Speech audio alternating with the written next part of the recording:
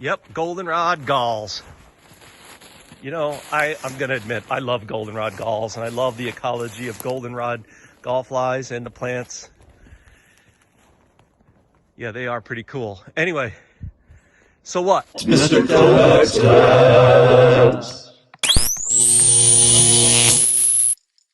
So what are we going to study? So, as you have learned, there are predators. There are things out there that recognize that this round little gall has a big, fat, fleshy maggot in it.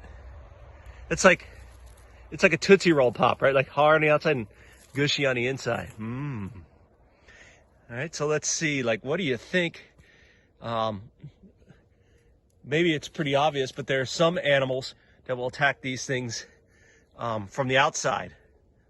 There's some birds, like chickadees and woodpeckers. Usually you can tell if they've attacked because there's like a hole chiseled. Woodpeckers are really good. Woodpeckers will just poke a hole. But like this, look at this one right here. That guy's been chiseled out. So my guess is it's January, and that was a hungry black-capped chickadee who was like, look what I found, and then I chisel my way in there and eat what's inside. But there are other predators. There are predators that attack from within. And they have to do that in the summer while the gall is growing. And there are 3 insects that do that. There's a wasp that attacks early in the summer. We call the early wasp. Or sometimes we call it Eurytoma obtusiventris, the obtuse wasp. Now the wasp lands on the outside of the gall, but really the wasp doesn't attack the gall. She lays her egg in the gall. It's a mama wasp, and her egg, her baby wasp with the larva is what eats the gall fly. Right? So she'll land on here and she'll feel around. Of course, it's springtime, so the gall is smaller, greener, and so the tissue is squishier. And she just pokes her, like she's got a little injection needle that she pokes in there, and she feels around. If there's a gall fly, she injects her egg right into the back of the gall fly. Her larva baby will live for a little while, and then just basically by chewing on the fly will make the fly pupate or cocoon way too early. And then the little larva will live in the cocoon, and she'll live in the cocoon over the whole winter, and then go through metamorphosis herself and emerge in the spring. What's interesting about the obtuse wasp is there are no males, only females. The females can reproduce just by basically copying themselves. It's wild. All right. But other galls, a little later in the summer, there's a second wasp, which you call Eurytoma gigantea. And it's similar.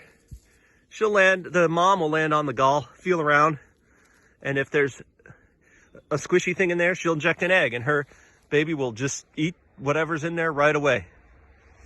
Okay, so like if the gall was earlier attacked by the other wasp, mama won't feel anything squishy, so she won't inject an egg. She'll only inject an egg in a squishy, right, if there's something squishy inside there. And then even later in the summer, there's a third insect called Mordellistina, a beetle.